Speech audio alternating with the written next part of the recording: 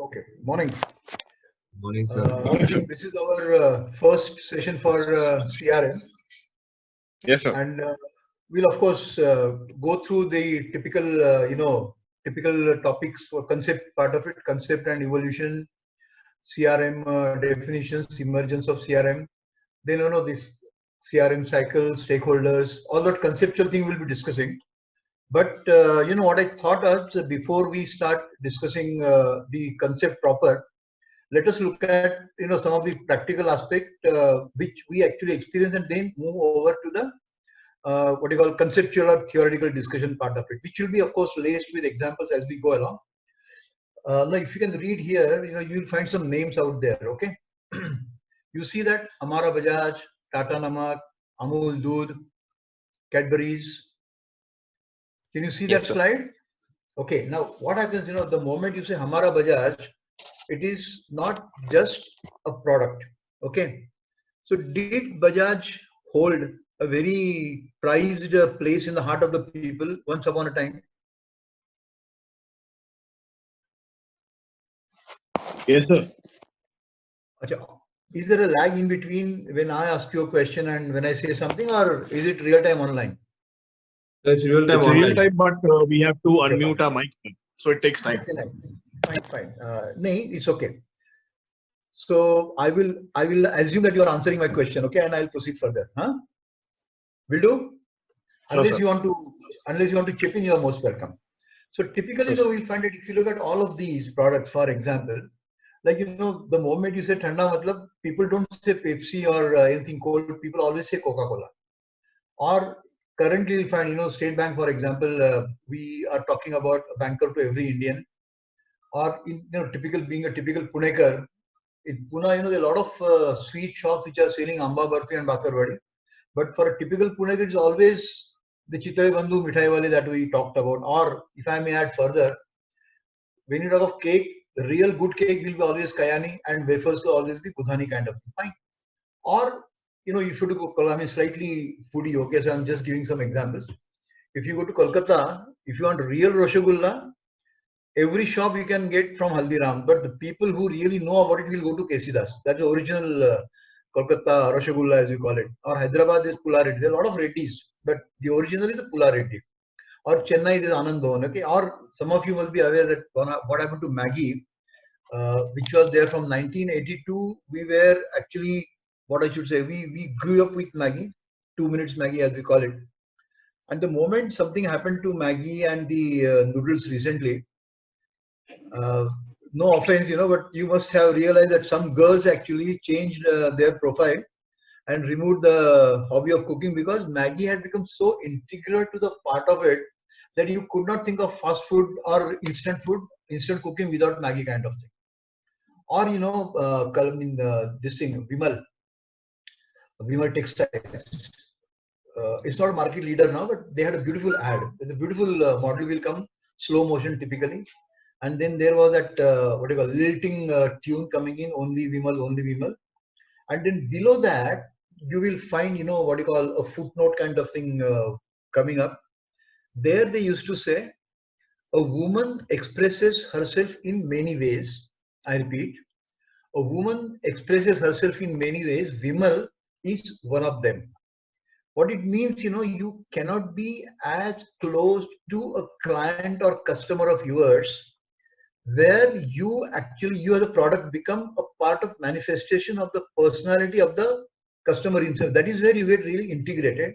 And therefore, when you talk of relationship, one thing I like to highlight is that basically, ultimately in business, when you talk of marketing strategy, okay, the sales must actually happen. There must be exchange of goods and title of ownership.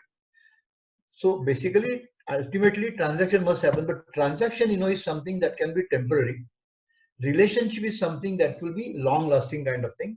And therefore today, because of the competition kind of thing, what is important is that I don't want customers who are only transaction oriented. I want the customer to stay with me for much longer time, and I want to have relationships, so that whenever like when you think of color, think of us. That's the kind of thing that should happen. I'll just give you one example. I mean, it could be relevant to us also from the alumni point of view. I've been highlighting this to some of our alumni meeting and placement committee members for quite some time. You also take it. I don't know you take it, but I would like to act upon it. Like currently, things are not very good in terms of placement. I'm talking economic environment is bad. Placement get impacted. Similar thing had happened way back in 0809 when what you call the world witnessed a typical. The term that we use was meltdown. And Ahmedabad, technically I'm a alumni of Ahmedabad because I attended a lot of management development courses there. Okay. So as an alumni, we get a magazine every 4 months. We get a magazine known as Alumnus. And obviously after the placement, when the issue comes, the first article will be about placement. And the typical being I am Ahmedabad, the typical first opening sentence will be this season we were offered. Hello. Okay, so the typical first liner will be this season we were offered 382 openings. We accepted 200 or something out of thing. Now, that is the kind of thing that that happens actually, because they decide who will come, they decide who will be in the tent, who will be in the AC hall, and those kind of things. Okay, different ballgame altogether. And what happened, as I was saying, because of this 20809 meltdown, there were about 8 IIM graduates who were offered a good placement. But those companies, because of the meltdown, actually announced that they were revoking the offer that was made to these people. Revoke means, I make an offer. I tell you, okay, I'll let you know when you join. And when the date of joining came, they said, sorry, boss, because of the business situation, we will not be able to offer you the joining date. Basically, we don't want you to join. And the moment this happened, immediately, the IIM Ahmedabad alumni swung into action. And these 8 people whose offers were revoked, they actually got a better opening and better placement than what they were originally offered by the companies who revoked the offer. Now, can alumnus be a part of relationship?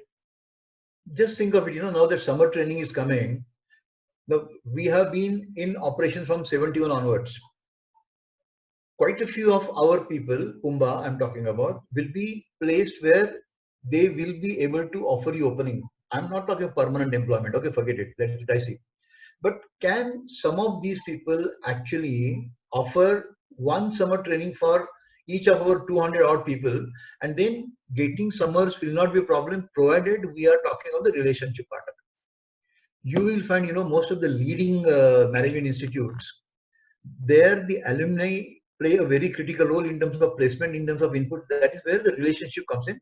And therefore, relationship is where we talk about a long-term relationship, where this attachment also, transaction is, typically what we call paisa feko, tamasha deko kind of thing. The other examples, I'll come back to the examples as and when we start discussing further and the topic comes up. But typically, do you feel that there should be more a transaction orientation, or should there be more a relationship orientation? What is important?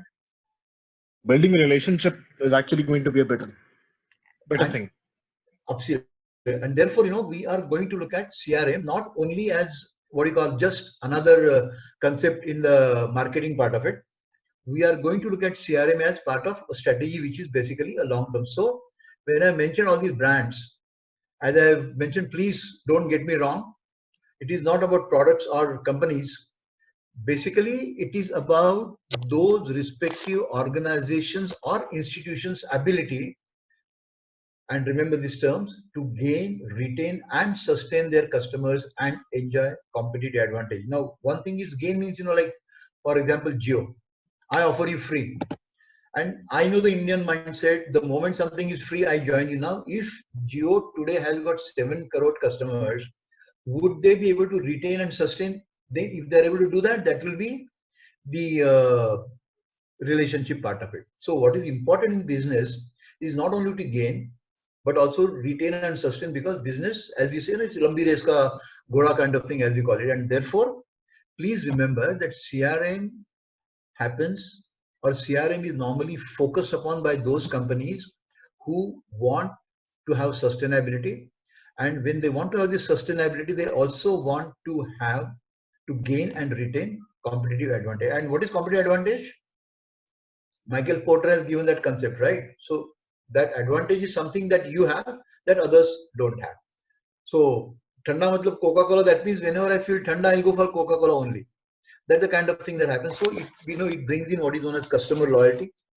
It also brings the customers regularly, the frequency as we call it, and it ensures that your business grows not only because of existing customers, but these customers actually act like advocates and partners, as we'll see down the line.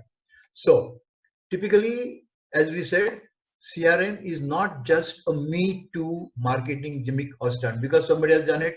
Let me also have a CRM. No, CRM is something where there has to be commitment and you must be serious about it. It is not a structure. What is important is both.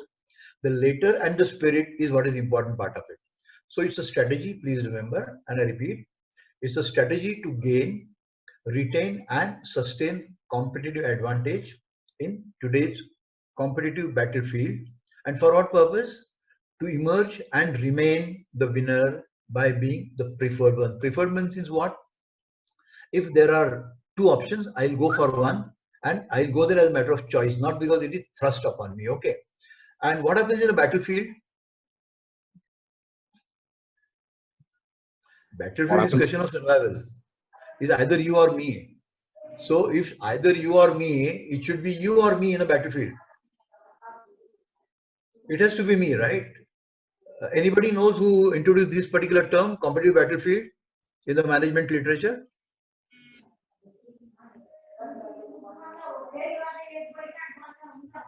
So Michael Porter is Have you heard of C.K. Prahlad? Yes, sir. C.K. Prahlad and Hamill, actually they are the ones. So battlefield means, it's question of survival. And who will survive? The fittest. Now, if you got CRM also as part of your product must be good, let us be very clear, service must be good.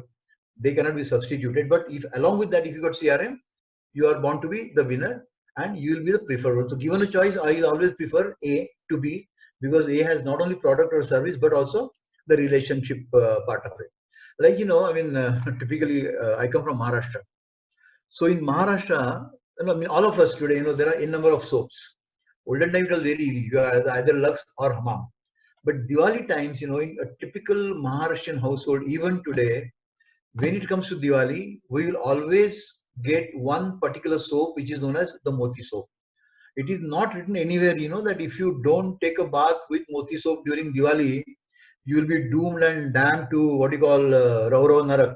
But in typical Maharashtrian household, Diwali will not happen without the Moti bath soap being there. That is the relationship kind of thing. So now let us go into the conceptual discussion about relationships. So is relationship necessary as a strategy? Yes, sir. Okay. Now look at this. Now, we normally refer to business and we are all studying business administration. And most of us, the first thing that is told to us is that the business of business is earning profits. Fine. But how do you earn profits? Who gives you profits? It comes from sales. Who gives you sales? Or what do you sell? You sell a product. Where do you sell the product or service? In the market. Now, who actually purchases from you? The customers. So if there are no customers, can the business go on or can the business sustain? No, sir. The other side is when you say recession doesn't mean money is gone. People have money, auto sector, people have money, but they are not purchasing it. So there's a recession. So basically what happens, the boom period or the doom period in business will happen if there are customers or not. And therefore, I like to quote Peter Drucker, who is one of those, you must have studied that, MBO, na? Management by Objectives. You must have studied that principle, right? yes, He's sir. one of the global, he's Yes, one of sir. the global management guru. And what he has said is, and I quote, one of the major objectives of any business is big, small, global, local, whatever. One of the major objectives of any business is to create and retain customers. Now, if you have to retain a customer, then obviously there has to be some kind of relationship. Otherwise, transaction, I purchase something, next time I need something, I go to another shop. So typically remember this, Peter Drucker, one of the major objectives of any business is to create and retain customers. And therefore, in today's competitive market economy, you will find that most of the companies are trying to be customer driven, customer centric, and customer focused. Now, that is one part of it. If this customer driven, customer centric, customer focused organization also has the relationship with it, then automatically you will have a cutting edge advantage over the others, and therefore CRM has become necessary. Now, check this. The basic purpose, as Peter Drucker has said, is to create and retain customer. And if the customer is to be retained, what is important is that the customer has to be satisfied. In fact, today we don't talk of customer satisfaction. We talk of what you call customer delight. Or, you have heard this now, what is called that wow feeling kind of thing. The wow feeling is what is expected today. You always keep on surprising the customer, and customer keeps on looking for newer and better experiences which come out of the continued relationship kind of thing. So today the customer not only has to be satisfied but delighted, and therefore what is important is that if you take care of this satisfaction and then to delight, in fact there's further escalation, elevation, I'll come to that down the line. So it is important that we have customer retention to avoid customer churn. What is churning of customers? What is churn?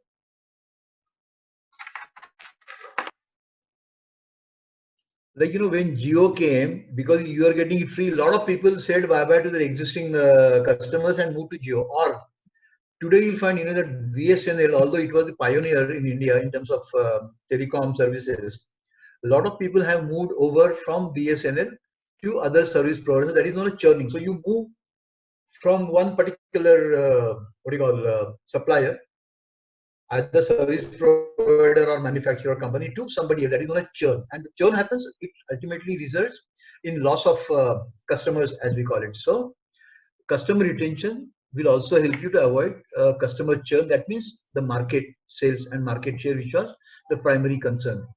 And as we say, a satisfied customer is the best advocate and promoter a business organization could have. Now, if you have been to some hotels, you'll normally find, there's a board kind of thing, or sometimes it is there on the menu card also. What they write is, if you are happy, tell others.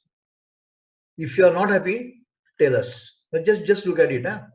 If I am happy, I should tell others. If I am not happy, why I should not tell others?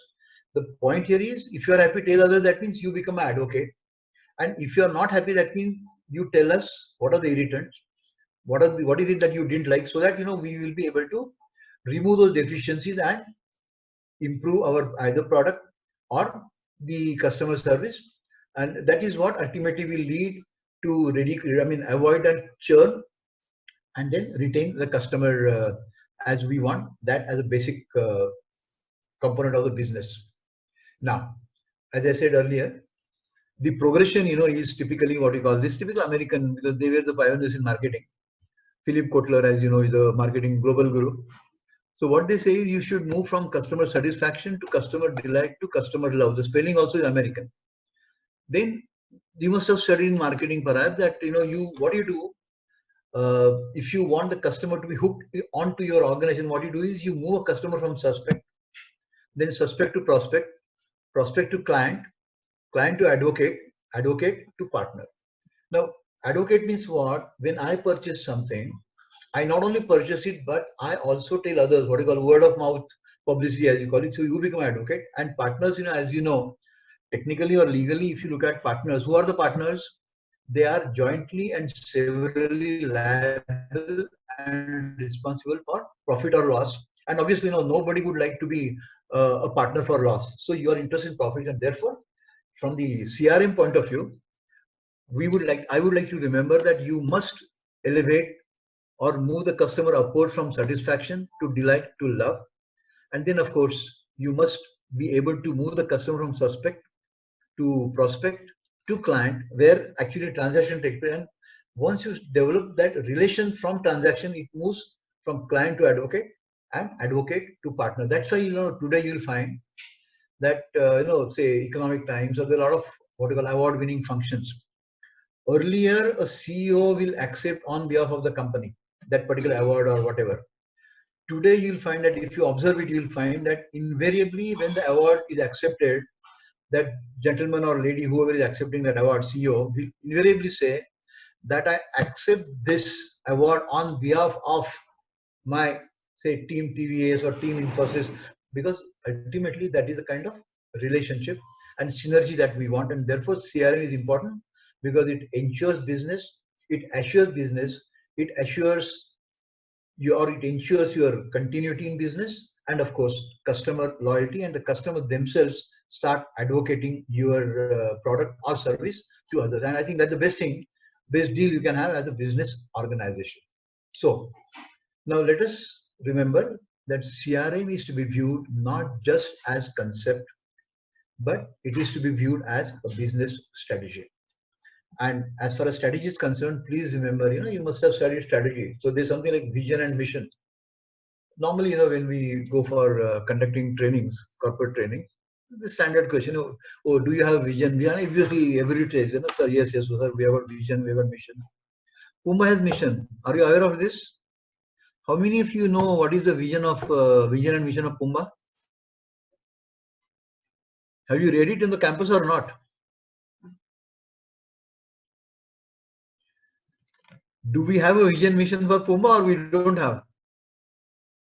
We have it, sir. What is it? Or is it there on the wall, just being the reception as we enter the office or the department? There's some. It starts with vibrant knowledge. I don't know the rest. Okay, I agree. See, what happens, there's always problem with vision mission. These, as we say, slightly in a lighter vein, we always say that these vision and mission statements, are always hanging around on the wall. Important thing is you don't have strategy, vision, mission. Important thing is they must be internalized. So your every action should actually reflect that you are committed to the relationship part of it, because there are two things. One is the commitment part of it. Second is the compliance part of it. Compliance is checklist. You do it because somebody wants you to do, because somebody is observing. Commitment is where you do because you want to do it. And we talk of a relationship, it is something which is part of commitment. I go for it because I want to see that my customer is not only delighted, he actually is in love with me, and then he becomes not only my client, but he moves over from client to advocate to partnership. And therefore, CRM is to be adopted as a strategy, and not only a formal structure, but it has to be internalized into the day-to-day functioning. It must become, if I may put it this way, very simply, it must become part of the DNA of the organization. It's as simple as this. I remember in Jamshedpur, Tata Steel, Mr. Rusi Modi was the CEO that time, and we were taking around. We had a seminar there in XLR, and we were taken for what you call industrial visit, as you call it, to Tata Steel. And that point of time, we could see, there were typical Bihar belts, so a lot of Hindi, what you call boards. One of the board was customer first, har halat mein. That means, I don't want any excuses. Whatever you have problems, you settle, but you will not compromise on the interest of the customers. Priority customer, and automatically that will get relationship. So please remember, I repeat again, don't look at CRM just as another marketing concept or just a structure or strategy formalized. CRM as a strategy has not only to be adopted, but it has to be adapted also, it has to be internalized also, and it has to be made part of the DNA. And then these are the kind of organizations which are going to survive in the future. Now let us move to the proper what is known as the theoretical part of it. So do we need CRM as a strategy, as a practice, as a day-to-day commitment, or is it compliance part of it? So we need it as a strategy, not compliance, but commitment. Fine, commitment, absolutely. Okay, now let us go to the typical, what you call the evolution and emergence of CRM. I just run through that quickly. We have already taken about 28 minutes. We still have 10 minutes. Let me see. We have. I'm not going to hurry. This space is okay, by the way. Yes, sir. Perfect. Hello. Okay, fine. Now let me go to the emergence part of it. Now, as we know, before industrial revolution, also there were products. I mean, basically they were at a local level, as you call it. So there will be a what you call ironsmith will be there, goldsmith will be there.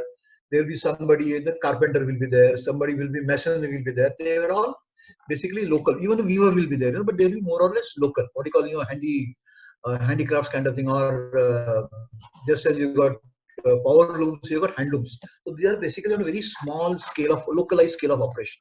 So before the industrial revolution started, what we call the pre-industrial revolution era, there was a direct interaction and bonding between the agricultural producers and artisans and craftsmen and their customers. Basically, what we had was a barter system, as you know. There was no cash. So a farmer will sell it to somebody who will give him, say, provision stores or clothing, or the farmer will give some food and then he'll be given some gold depending on the quantity and rates and those kind of. So basically, it was what is known as barter exchange. And these transactions were, you will always find that these were always going on. There have been generations of generations where they will sell their product only to a particular kind of gharanas, as you call it. That's the traditional term that we use. So olden time, it was always barter exchange and a relationship. Then what happened was the industrial revolution came. So obviously the scale of economy of operations also. So it actually moved from the local manufacturer to what is known as a mass manufacturer. It became a mass production. And obviously the moment there's mass production, so if I'm manufacturing 1 lakh units, I can't go and sell it directly. So this gave rise to what we call the middlemen or intelligent distribution, as you call in marketing, the 4 P's of marketing that you talk about. So it gave rise to middlemen, distributors, which led to more or less, what you call transaction oriented. So what we say, okay, I want 1 lakh units to be sold. So what is important is I'm talking about 1 lakh units to be sold. Now, please understand, I'm not talking of so many customers to be added. Please appreciate that. So it became more transaction oriented marketing kind of thing. Then you'll also find that over the period, there was an era of scientific school of management, Frederick Taylor and all that. There's something known as division of labor, specialization as you call it. So you'll also find that in the business also, the production, distribution, and the consumption functions also got separated. So somebody will produce, somebody will distribute, and somebody will consume. So there was no direct linkage between the service provider or the manufacturer and the consumer part of it, which basically that is where the middleman came in. And then it was more the transaction, because I will get my commission if I sell certain number of units. So it was more commission basis rather than the relationship part of it. And then as we said, the middlemen were found to be in general oriented more towards economic aspects of buying, since the largest cost of is often the cost of goods sold. If you go through the balance sheet figures, you will find that the cost of goods sold is one of the major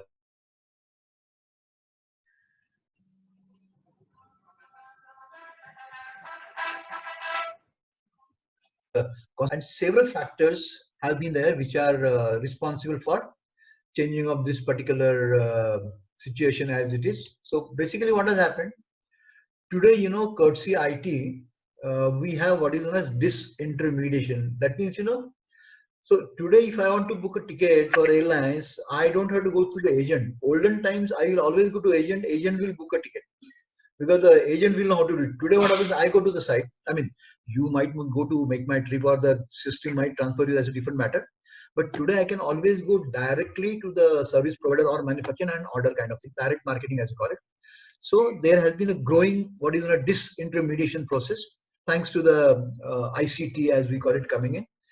Plus you'll also find that the service sector economy has grown, as we discussed, in the economic environment. We said there's a structural transformation, that is, you're moving from a predominantly agriculture or agro-industrial economy to service sector dominated economy. 60% of the GDP today in India comes from service sector. So the service economy or service sector economy has grown significantly. And today the customers also are willing to undertake some of the responsibilities of direct ordering, personal merchandising, and the product use kind of things. That's another thing which has actually helped or which has actually necessitated what we call relationship building. Then, as I said, because the service sector is growing, particularly in service sector, what happens is, manufacture, what happens, the goods are produced in one place, then they are transported and then delivered third place. So there's no direct relationship between the manufacturer of the goods, physical, tangible goods, and the customer. The service, what happens, because of the emergence of the service sector, and the service is product where it is, typically produced and delivered at the same place and location. So there's not, you cannot transfer a service. The customer has to be there. And so this particular, the very process or very nature that it is produced and delivered in the same place has actually minimized the role of middlemen, but necessitated relationship, one part of it. Plus, you'll also find that across the board, whether you are a service sector or a manufacturing company, you will find that today we have gone for total quality management. And when you say total, everybody, like in normally slang, we say right from the doorman to the chairman, everybody is involved. So it could be the vendor, it could be the workers, it could be the customer, it could be delivery. Everybody is part of that TQM. And because everybody is part of the TQM and you want the lower cost, the involvement of suppliers and customers has become necessary. Like, some manufacturing companies are actually conducting training programs for their vendors. Now, they are not running a training school, but they are doing it so that, the product quality of the component that is given to them will be good, and then it leads to relationship, interdependencies as we call it. So the TQM culture has further necessitated integration, interdependency and synergy, which has further pushed what we call the relationship part of it. Then, if I may add, with the advent of the digital technology and complex products, augmented products as we call it, the system selling approach became common and popular. System is what, you look at the totality part of it. So, if on say your, I go to Walmart, I'll get a total part of it. Or I'm Amazon. If I purchase a particular book, next time, if they feel that this fellow had also seen this kind of title, they will also give me that. So what is happening today, thanks to analytics, one day, I don't want to take care of only one part of it. I don't want that fragmented or segmented kind of thing. I want to have end-to-end solution. That's what we call it, total solutions as we call it. And therefore, relationship has become very important because there's integration of parts, integration of supplies, integration of services, and integration of the needs. And therefore, the moment you say, "Jo aapne chaha, humne banaya," you cannot do that unless there's a relationship. Transactions that you come and tell me what you want, then if I have, I will give it to you. Relationship, I anticipate, I understand, and therefore, with the emergence of technology, with the emergence of systems approach, and with the emergence of augmented product and services, relationship, customer relationship, and CRM has become absolutely essential part of it. So that's how it goes on. And one more thing before we close this, please remember this. The focus now is on enhancing shareholder and stakeholder value by shifting from a market share mindset to obtaining higher share of the wallet, as we call it, or the higher share of individual customers' business. That is why CRM is increasingly gaining importance. Now, what is CRM? What is the definition? What are components? Other factors we'll discuss as we go along. So typically remember this, CRM has become necessary as a strategy for me as a business organization to be able to gain, retain and sustain customers and move away from transaction to relationship. So the moment people talk of something cold, Thanda matlab Coca-Cola is the relationship part of it. Amba Barfi means Chitla is part of it, or online purchase means Amazon again is part of that. So this is how the CRM has come into existence and it is going to stay there. Therefore, as a management and marketing students, we must know what CRM is about. The definition and other parts we will move into in the next session. We take a break of 10 minutes and when we come back, we go to the other part of it. Adnan, we take a break now? Yes, sir. We'll come back at 11:50. 50. Done. I'll wait for your link. Thank you so much. Yes, so look at as a strategy part of it, not just another concept, and move from market share to share of individual customers' wallet or business, as we call it. Okay. Thank Yes, sir. you. Yes, sir. Back. Discussing earlier, basically what has happened is it's not only about transaction or sales. The focus is now on what you call enhancing shareholder, or the larger term is stakeholder value, as we call it. And what is the shift? The shift is from market share to obtaining higher share of individual customers' wallet or business. That is how people have started thinking, and therefore CRM has become increasingly important, as we call it. Okay. Now, the other aspect that we consider when you talk of relationship is, what we call we want to enhance the lifetime value. In fact, there's something known as customer lifetime value, CLTV concept. We may refer to down the line, but lifetime is like, for example, just take an example. In State Bank, hamare zamane mein, okay, we had a scheme where the scheme was State Bank comes to classroom. So what we'll do is we'll go to the different schools, and those days, even grown-up people didn't have money, students सवाल ही नहीं होता, but we'll open their account with only 5 rupees minimum balance, and then some exam or some special events, we'll give some gifts or distribute some gifts. We're not getting much of business from these kids, but idea was that when these kids grow up, for them the bank will only be the State Bank card. Then he'll be with me for lifetime. Some of you might have noticed, even the ICICI Bank. See, for people like me, they will say, okay, if you want to open an account, minimum balance will be 5,000. But if you're a student, actually, they were allowing the account to be opened for a minimum balance of 2,500 also. The idea is, or you take a toothpaste. If you're a customer of toothpaste, right from childhood, so you will be a customer, hopefully at least for 60 years. So what I want is, I want you to be there with me for as long as possible. So now we also consider enhancing of lifetime value of the customers. And then, of course, as we said, we move from just a client to advocate and partner for profitable customers. Now, I will like to clarify here. No, we don't say that actually, but when you talk of CRM, let us be very clear that CRM is not for everybody. CRM is actually basically only for those customers who contribute significantly to my profits and my business. Like, there's a shop like, say, Jai Hind or Raymond's. I go there once a year, I purchase maybe 2,000, 3,000, 4,000.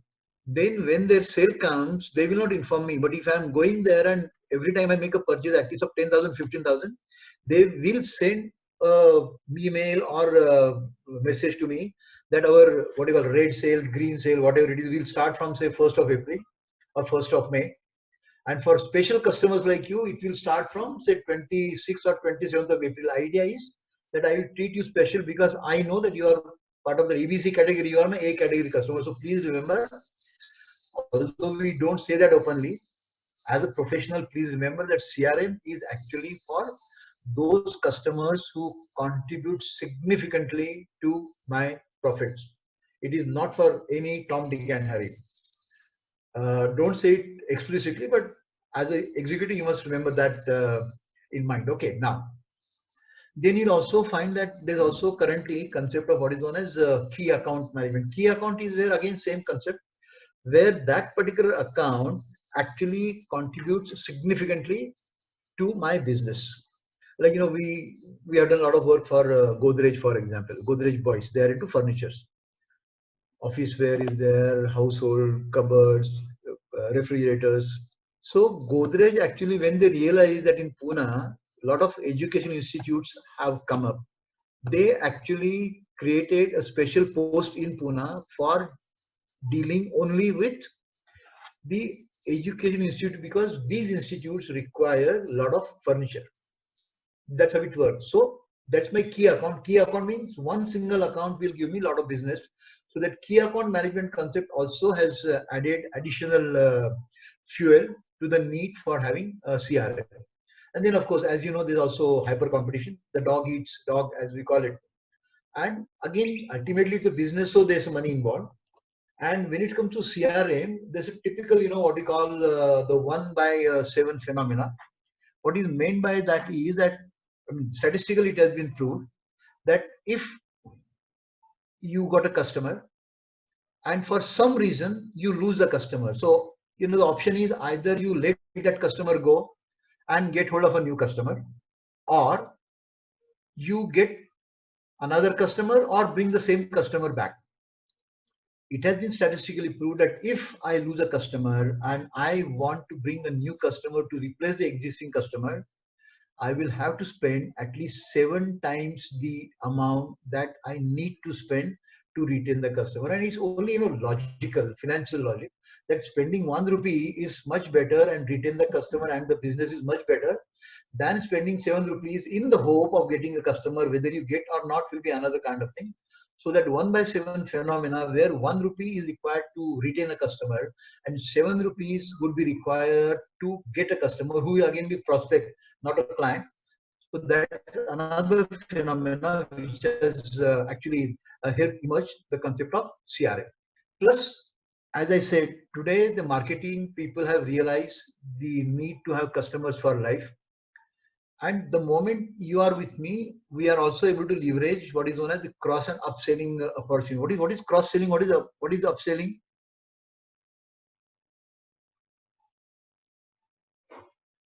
Like as a student, we go to let us say we go to the university canteen. Huh? So you will go to canteen A or canteen B, that is cross selling. But the moment you are moving from that canteen and not having that cutting chai, but start going to a restaurant where the tea might cost you over 20 rupees, then is upselling. Or putting it very very bluntly, you either have a Zen or what you call Wagoner, and the moment you're moving from a Zen or Wagoner to the Brisa, that is where you are moving the customer from cross-selling to upselling. And upselling is high value addition, customers high value also. So you can leverage this CRM for moving from cross-selling to upselling. You heard of Maruti Nexa? Hello? Yes, sir. The showroom outlet for premium Maruti. customers. Absolutely. So you will find that Maruti Nexa actually is an attempt on the part of Maruti to move from cross-selling to upselling, where you are taking the customer to higher product. Like, it could be Baleno or S-Cross, where the price is more, value is more. And obviously the customer is also spending more than what he will be spending on the lower end products kind of thing. So therefore, what we call the cooperative and collaborative relationship with customers is what is now required. And therefore, we are moving from transaction orientation to relationship orientation, and obviously CRM therefore comes into picture as a part of strategy. Okay, now check this. We have discussed what is the need for. Are you getting me? Hello? Yes, sir. Okay, now I got a message that connection is unstable. Okay, fine. If there's problem, just give me a call. Okay. So what we have done is we have discussed the evolution of CRM, the emergence of CRM. Now what we'll do is we look at how the concept has evolved. Like in say computers, we say na, first generation, second generation, third generation, fourth, fifth generation. Similarly, the CRM also has evolved right from what is known as sales management. Just check this up. The evolution has been, as you could see from the slide. You are moving from what we call the typical. Just check this. You are moving from 80s to 90s to mid 90s to 2000, the new millennium as you call it. So you have moved from. Hello, can you see that? Yes, sir. You have not shared your screen. I'm not shared my screen. Give me a minute. Give me a minute. I think.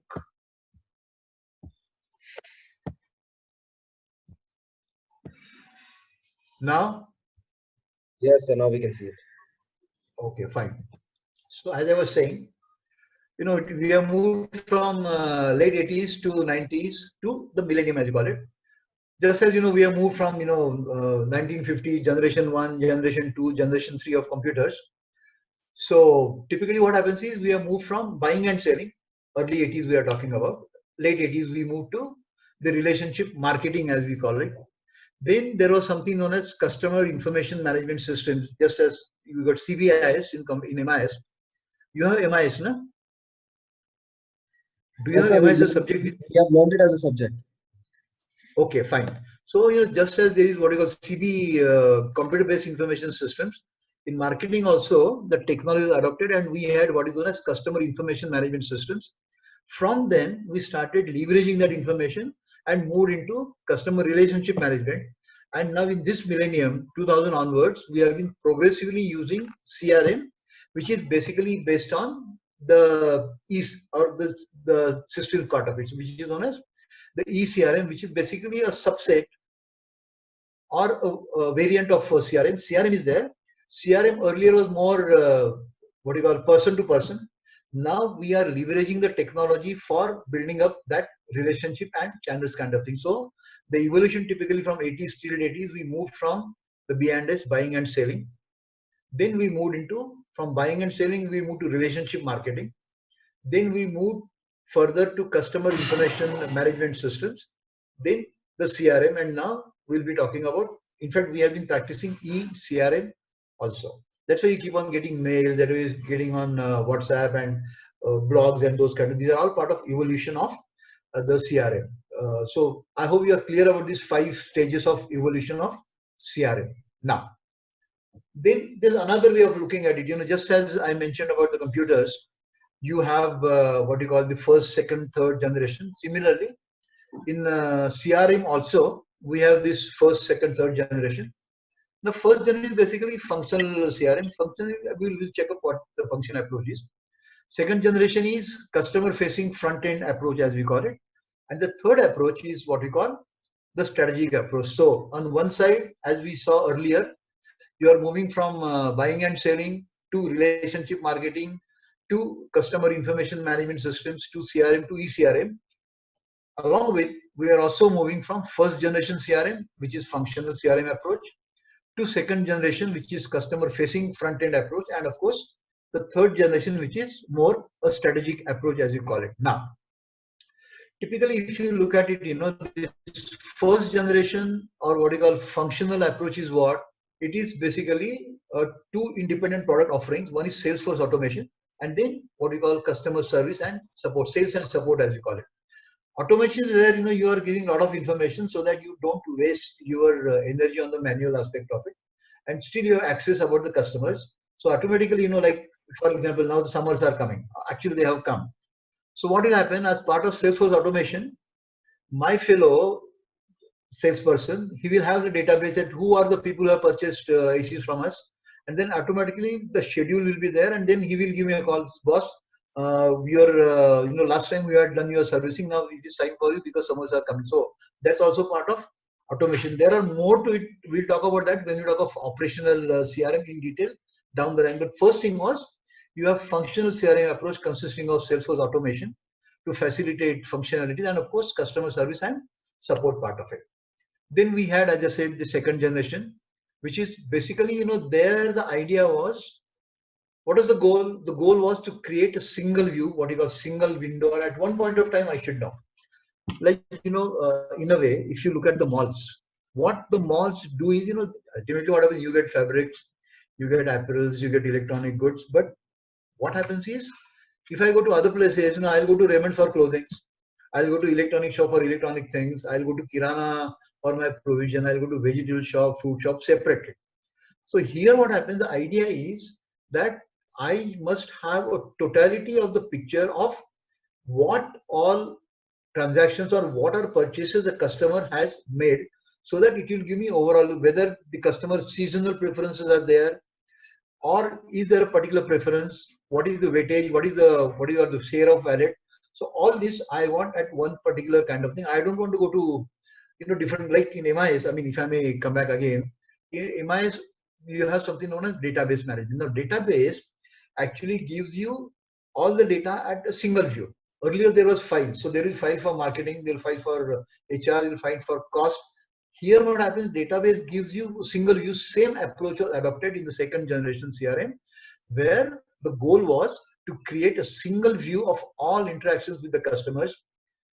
This was independent of the purpose of contact. It could be pre-sales, it could be sales, it could be transaction or post-sale service. And then suddenly, the moment I know that you are going to medicine, I can also provide you that these are the doctors in your area. Or I find that, from your car, I find that you have paid charges to some courier.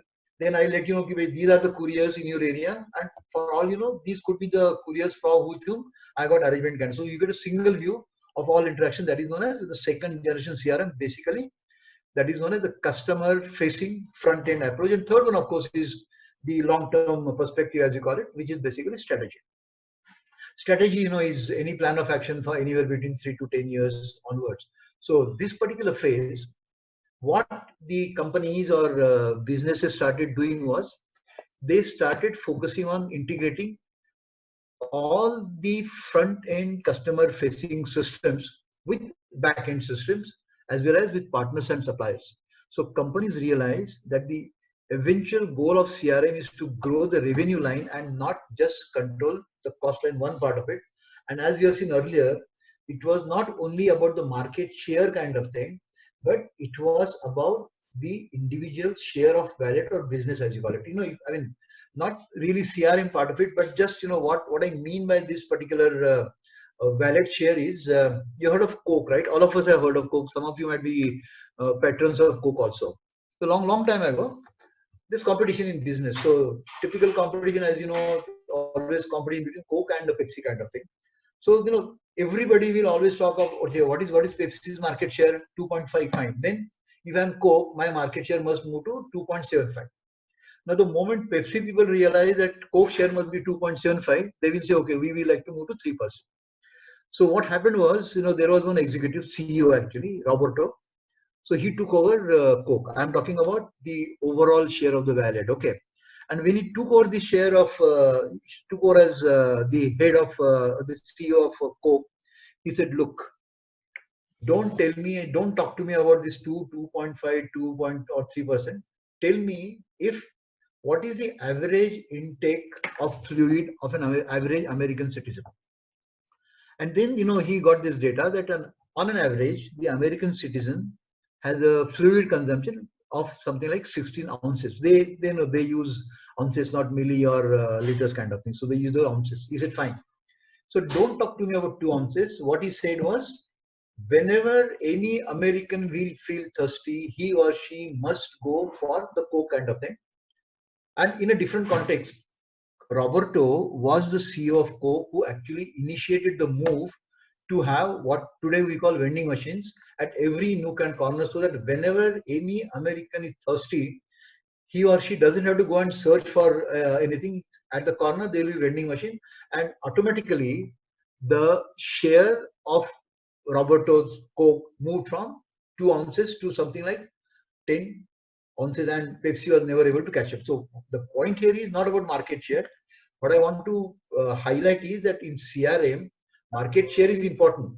But because I want to have a holistic picture, I want to know what is the total wallet share, and therefore the third approach was adopted, known as the strategic approach. Focus being on the total revenue line rather than just the cost line, as I have mentioned. Okay. Now, after these basic things, let me touch upon typical. We are talking of theory also. So let me touch upon the typical definitions. Now let me add that there could be n number of definitions, and if we start going through all the definitions, we'll keep on discussing definitions only.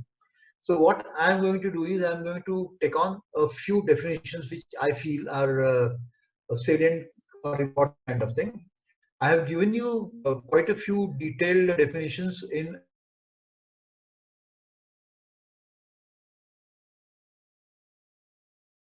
broken down all my presentations into about roughly about 24 slides to fit into that 40 minutes that we have.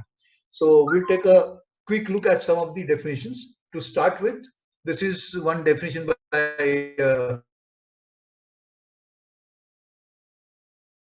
CRM is about marketing to establish, maintain, and enhance relationships with customers and other partners.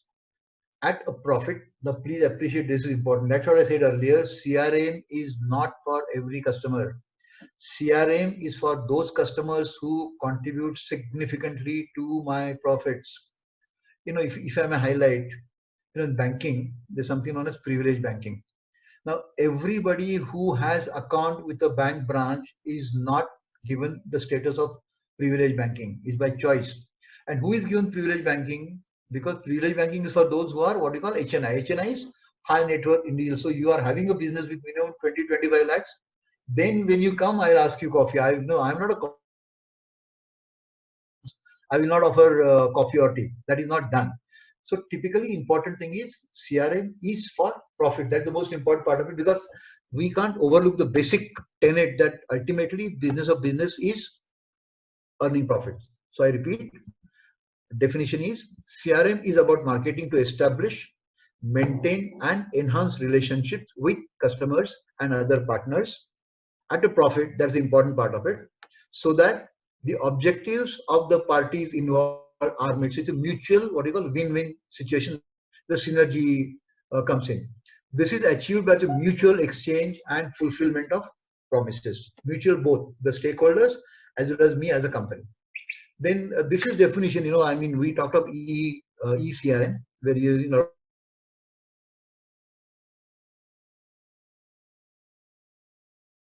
of just quoting Gartner.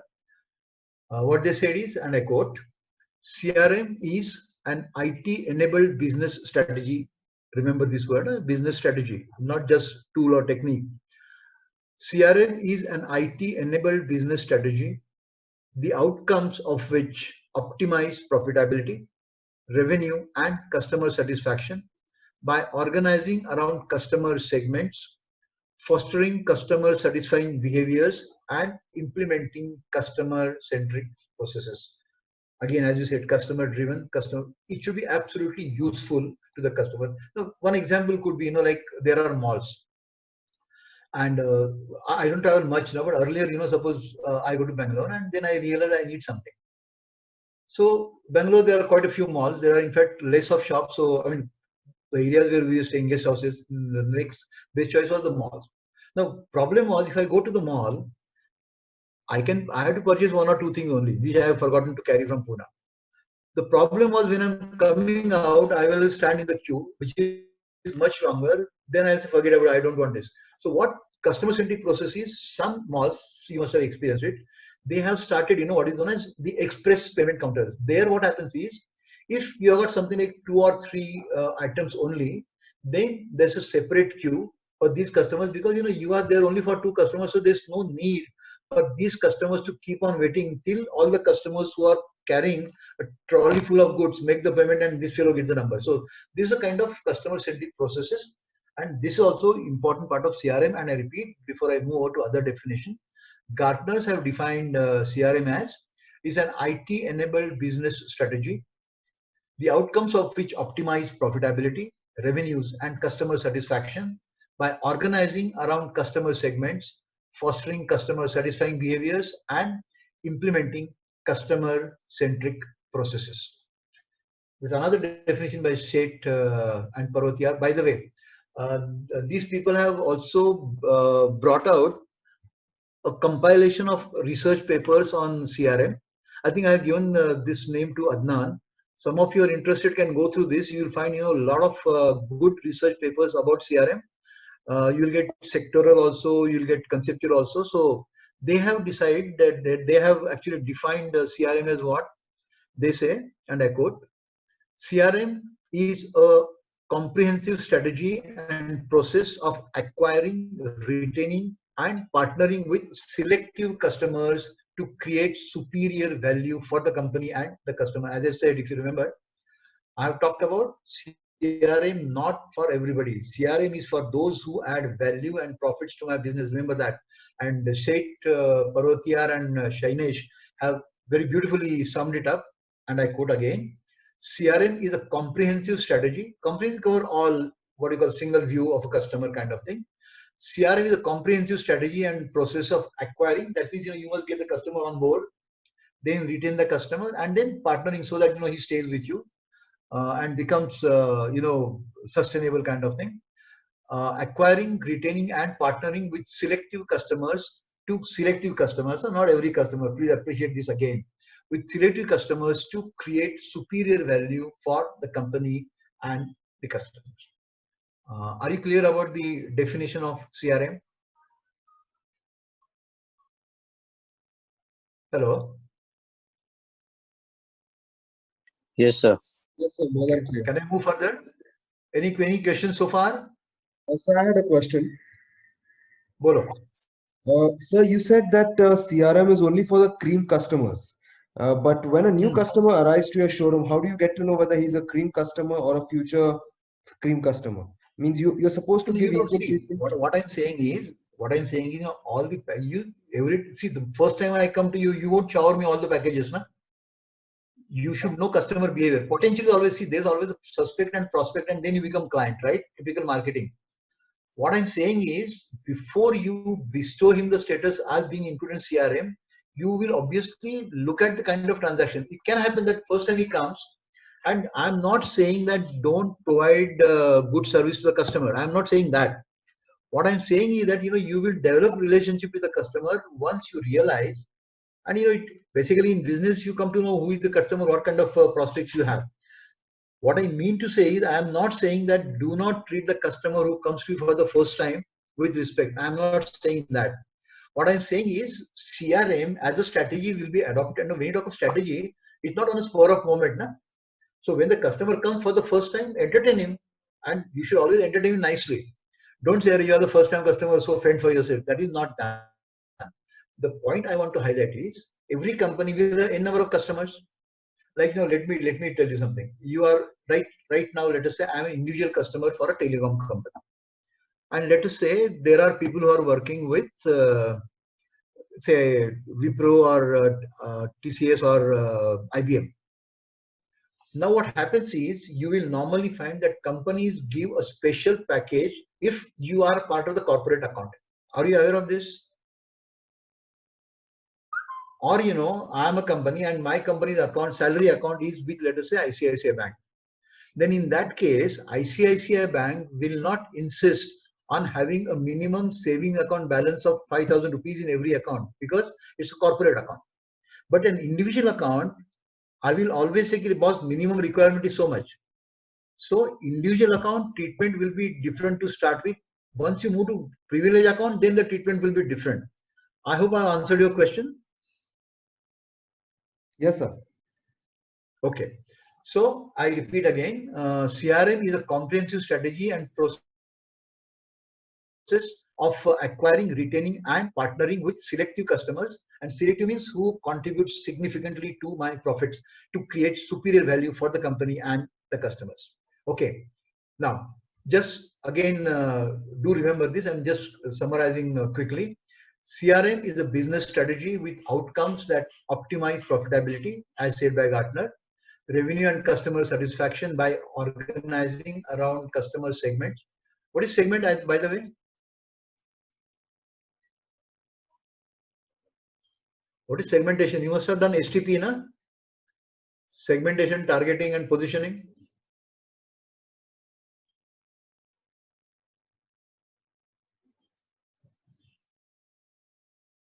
Okay. Around customer segments, fostering customer satisfying behaviors and implementing customer-centric processes. And it's a strategy used to learn more about customers' needs and behaviors in order to develop stronger relationship with them, obviously by offering customized products and services. So this is something about the evolution, the need, and the definitions of CRM. Now, this, what is known as CRM drivers, as we call it. Drivers are the, basically reasons or forces that accelerate the adherence or adoption of CRM strategies. Just look at this. There's a shift from transaction business orientation to relationship based market. The idea here is that you should not come to me only once. Like another example, if I may take, most of the car companies, olden times, if I got an old car and I had to purchase a new car, what I have to do is, I have to sell the car and then come to this company with a draft. Today, you will find that most of the car companies are actually offering you exchange. Not only that, some companies, if you have read currently because last couple of years were not so good, what they have done is, they say, okay, Honda, for example, they say you purchase a car from us, we will give you assured buyback price after 3 or 5 years. So that the idea there is, you not only come and purchase Honda once, next time you come, give this car and you will purchase another model from us only. So you will continue to be there as my customer. So you are moving from transaction to relationship kind of thing. Okay. So there's a shift from transaction business orientation to relationship based marketing. Then there's a growing proof that profitable impact of the right customer relationship. As I said, once the customer is there, privileged customer is there, this is the customer actually who will not only be my client. If you remember, I mentioned earlier something about the client, what is earlier suspect, then prospect, then client, then advocate, and then partner. So this customer of mine actually becomes my advocate and partners in progress, as we call it.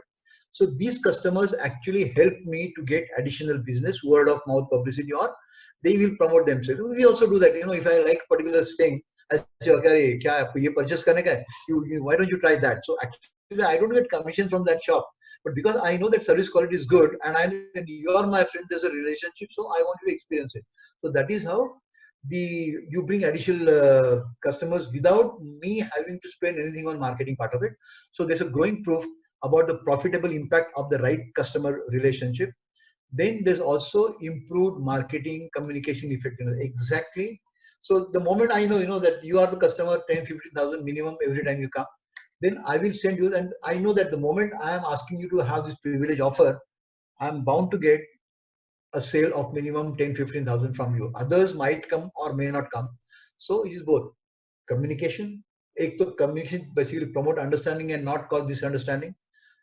That is another part of it. So you communicate exactly what you want, and then effective communication is where ultimately I am able to get a higher not only market share but also higher share of your wallet or business. That's the important part of CRM.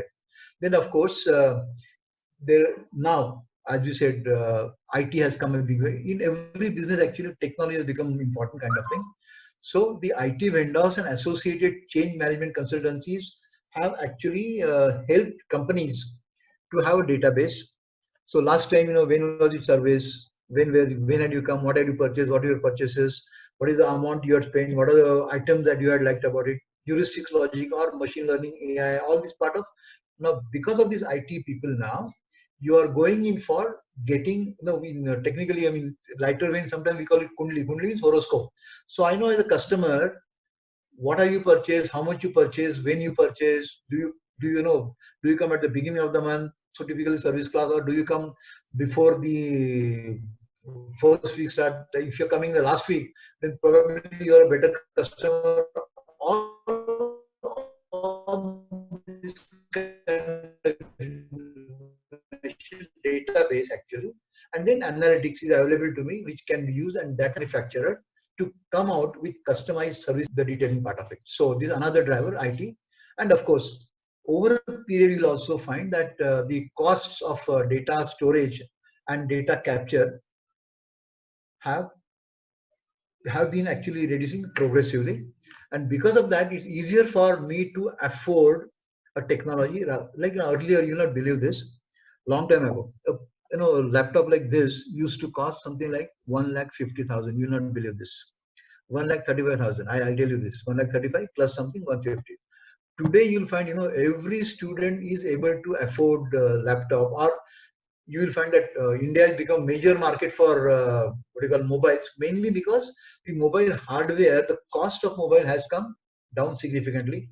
Even the cost of calls, service, network charges are now lower. India, when you started telecom mobile, the charge was 16 rupees 50 paise, and I am paying for both 32 rupees or per call. Then Pune, I remember, because I am part of the first early customers, we used to pay 4 rupees 50 paise per call, and there was what you call, there's a pulse rate, as we call it, 60 seconds, 90 seconds. How much you pay? You have changed all that. So typically, what has happened? Just as technology has become cheaper and affordable, lot of companies, right from smaller to bigger establishments, have adopted technology. And because of technology, you are able to have database, and because of data customer behavior, thereby, like MIS, right information to the right person at the right time in the right cost kind of thing. So that's another thing. And of course, today it's also possible for me to assess how much is the customer adding to my business. So that is what we call customer value measurement. So these are basically the 6 drivers for CRM. I repeat, I'll just quickly run through because we got 1 minute left. Basically, the CRM drivers are shift from transaction business orientation to relationship based markets. Everybody is in for it. Then there's a growing proof about the profitable impact of the right customer relationship, adding value mutually, and improved marketing communication effectiveness, not only efficiency, but effectiveness, result orientation. Then the IT vendors and associated change management consultancies have been instrumental. The continually reducing cost of data capture and storage is another aspect. And of course, customer value measurement is also aspect that we consider. So these are the drivers for CRM, and because of these forces, CRM has very much been accepted and practiced. So what we'll do is we'll stop our session now. Tomorrow, I mean next time when we meet, we will talk about the CRM elements and other details as part of it. But please remember, CRM is not just another tool or technique. It has to be seen as a business strategy to enable a business organization to gain, retain, and sustain market leadership, and of course, leadership position in the market share, plus along with that, the share of the wallet or business spend. That's why CRM. Thank you so much, friends. Till next time. Bye bye. Have a good day. Thank you, sir. Thank you. Thank you, sir. Thank you so much. Thank Thank you, you. sir. Bye. Thank you.